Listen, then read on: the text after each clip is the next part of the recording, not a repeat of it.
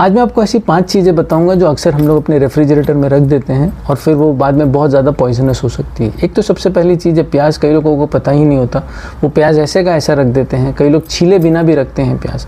तो प्याज के अंदर स्टार्च होता है, जब भी आप उसको अपने फ्रिज में रखते हैं तो वो शुगर बन जाता है। आप उसको अगर काट कर भी रखते हैं तब भी वो उतना ही पॉइजनस हो जाता है। सल्फ़र भी होता है।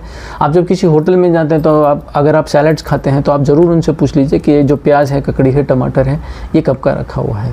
टमेटोज़ की भी यही एक प्रॉब्लम है। टमेटोज़ को हम लोग काट कर या वैसे भी हम लोग अपने रेफ्रिजरेटर में नहीं रखते, वो जल्दी पक जाते हैं या उनके जो पकने की प्रोसेस रहती है आपके फ्रिज के टेम्परेचर के हिसाब से वो बिल्कुल बदल जाती है। So you should not be keeping onions, tomatoes and the third one is potatoes. कुछ लोग पोटैटोज़ भी रख देते हैं, पोटैटो काले हो जाते हैं, ठीक है, उसमें ढेर सारी अलग अलग चीज़ें रहती हैं इंक्लूडिंग आयरन।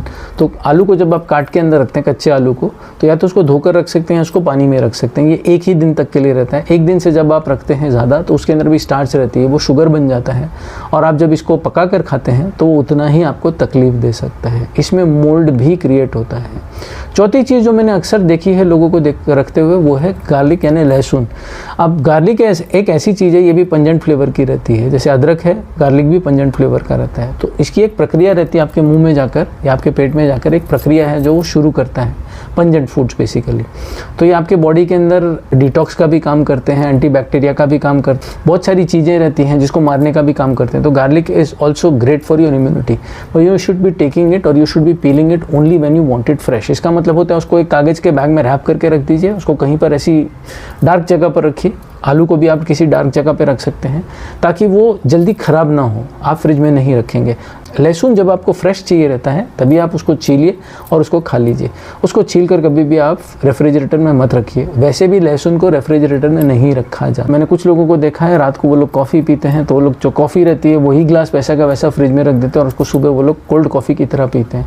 कुछ लोगों को तो मैंने ऐसा भी करते हुए देखा है कि वो लोग अपने जो कॉफ़ी बीन्स रहते हैं वो भी फ्रिज में रखते हैं।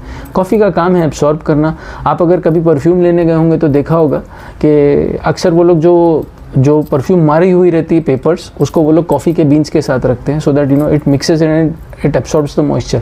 Fridge is not a place where you keep coffee because coffee absorbs moisture and it also creates a lot of mould.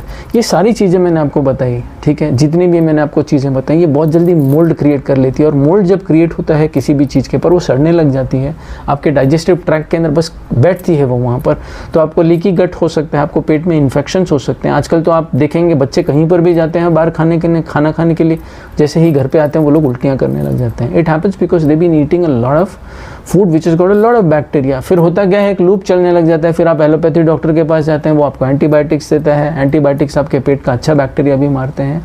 तो ये सारी चीज़ें एक लूप में चलती है। अगर आप छोटी छोटी चीज़ों पर ध्यान देंगे तो बड़ी बड़ी चीज़ें हैं वो रोकी जा सकती हैं। नमस्ते।